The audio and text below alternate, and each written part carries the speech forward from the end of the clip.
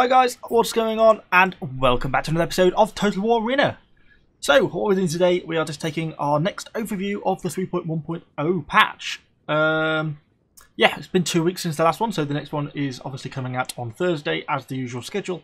And we're just going to work through the patch notes which have been released to me early as part of the sort of community contributor scheme, which is great. So it's sort of our first, some of our improvements coming through from getting into this scheme, which is obviously really appreciated.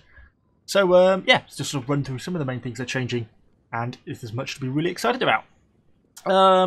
So first things first, new commander skins are being introduced. There's kind of a handful: Hannibal, Scipio, Leonidas is getting a few. Some of them I like, and some of them I'm not so much of a fan of. I really like some of the shields, particularly Scipio's shields. Just look absolutely awesome.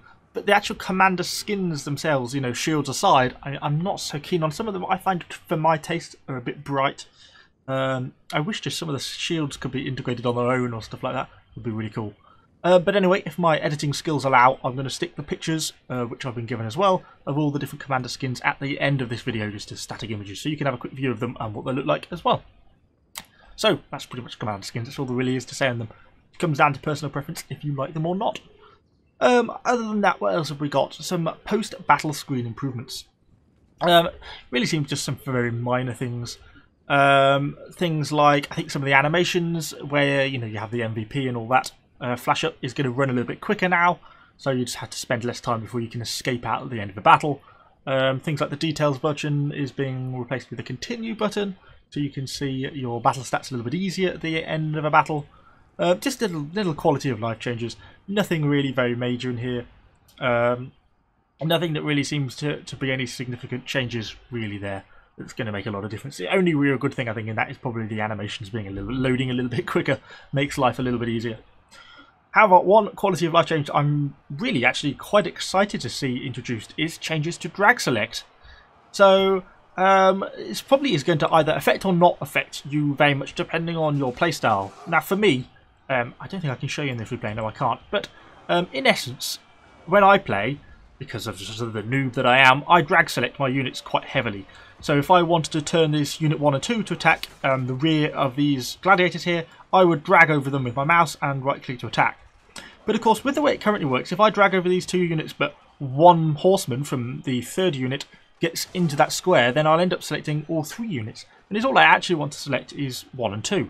And that's really quite annoying. I know the obvious answer to that is just to learn to use hotkeys, which, you know, obviously I should do. You know, you should be able to run through the hotkeys a lot better. And if I was better, then I would do that. But I can't, and I think a lot of people can't do that as well, so they rely on the drag select. So in essence, they're now changing drag select so that unless the selection covers the main body of the unit, it won't be selected. So in essence, that means that if you're trying to select units 1 and 2, and just like a little unit from, you know, 1 or 2 figures from Unit 3 get into the square, then you won't select Unit 3. So it's going to make drag selecting a lot more accurate into what you actually want to select. So you'd have to cover the whole main body of the unit, i.e. where the unit marker is, to be able to actually get the selection, which for me is great. I'm really pleased with that. I think that's a really nice change. I'm certainly pleased about that as an introduction for my playstyle. That is going to suit me nicely. So yes, we've got that coming in. What else have we got going on? Yeah, they're making some changes. I was reading these patch notes earlier, and I couldn't necessarily quite get my head around this one. Afk System Extension. So currently, the way the Afk system broadly works is if you still have units left alive and they are static, don't issue any move orders, attack orders, etc., etc., for more than a fixed period of time, a couple of minutes, something like that, then you get flagged as AFK.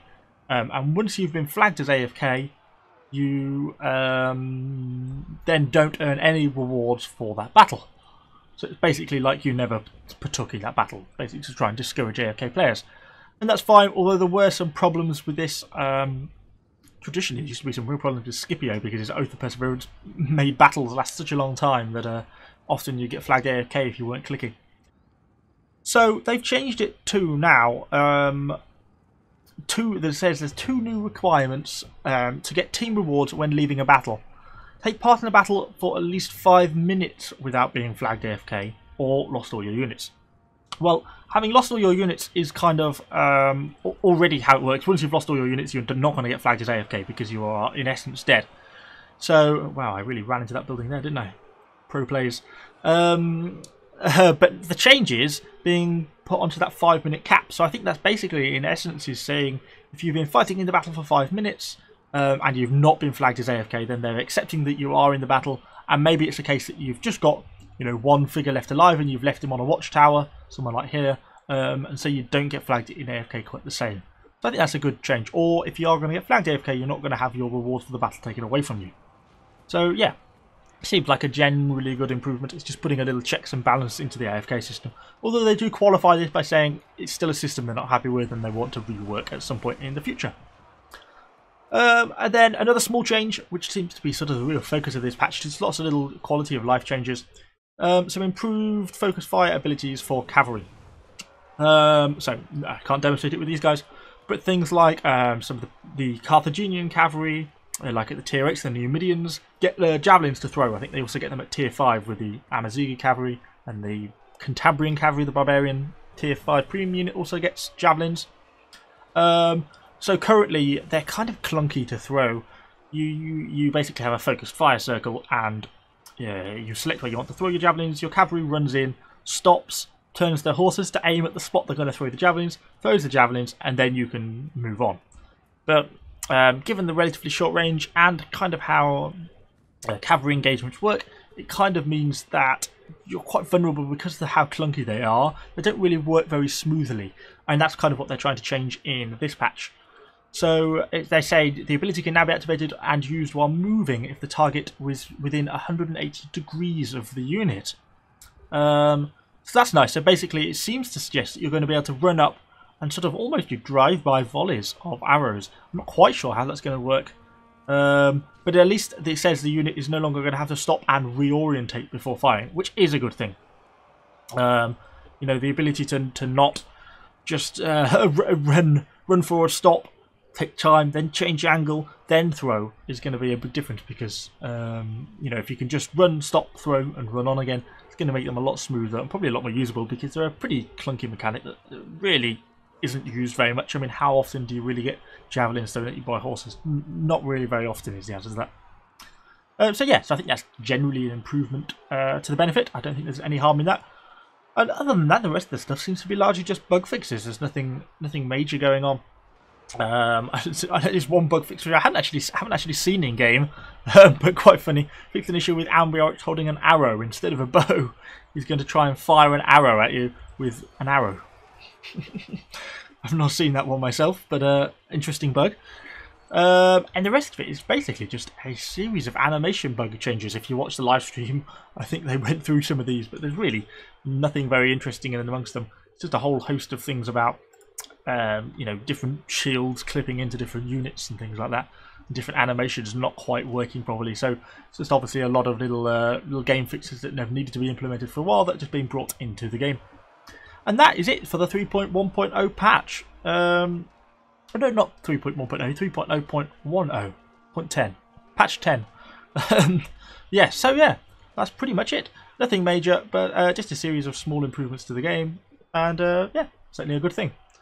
And that's pretty much all I've got to say on them. So we'll just watch to the end of this battle. How have I been getting on? Not too badly. I've been terrorising the enemy javelins of these Romans, although now they've got away from me a little bit. I think I'm going to take quite a lot of damage, and I'm being pounded by arrows at the same time, just to top it off. And the slingers should be getting a bit of damage in now. I get my horses around the barricades to get in and then get into close combat with those javelins. I'll make sure you stick around to the end of the video if you want to see the commander skins, because I'll post these at the end. I think there's 6 new ones that are being introduced. I can just check that and tell you exactly what they are. Scrolling up. Yeah, it is Leonidas, Hannibal, and Scipio. Yeah, as I say, Scipio's shield is really cool, but I'm just not a fan of the skins. They're all kind of a bit too bright. I think if I had to pick a skin that I like the most, it's probably going to be Hannibal Ascendant, because it's quite a clean white type skin. I actually kind of like it. So, our javelins causing trouble for the elephants. How many people do we have alive? 1. Oh, no, 2. 2 cavalry. Still got to charge off through the barbarian ambushes. Don't think they're going to be around for much longer. And then I think it's just a handful of units for us to finish off. So let's stick this into fast forward, since there's not a lot going on now. And we'll take this towards the end. Obviously, this patch is going to be released on Thursday. So when this video is going to come out, either Wednesday or Thursday itself. Wargaming don't want the patch notes to be released too early, or they certainly don't want the video to come out before the patch notes themselves are actually released, which is understandable. Fair enough. It's very kind of them to actually let me get the patch notes early so I can make this video in advance a little bit. This is the last enemy, these last couple of Romans. Charging to the back. I can't imagine I'm going to survive this fight. Ooh. Oh no, I didn't. Then I'm dead. there goes my life. But last couple of Romans should soon be routed, and that will be the end of this game. It says even the javelins are going hand to hand, and there we go, victory. Nice. So hopefully you found this video useful and informative. I'm trying to do these for sort of every patch now. I think people seem to find them kind of useful because the patch notes are pretty dull and uninteresting to read through. And hopefully this little video summary makes it useful and sort of highlights the major changes as patches. Let me know what you think in the comments down below. Is there anything that particularly stands out for you in this patch? Nothing that really, for me, that struck me as being particularly controversial. It's mostly just quality of life changes. All seems pretty good to me. So yeah, pretty quality patch overall. So thanks for watching, guys. Stick around to the end if you want to see the commander skins. I'll put them on now. And I shall see you all on the next video. Thanks, guys.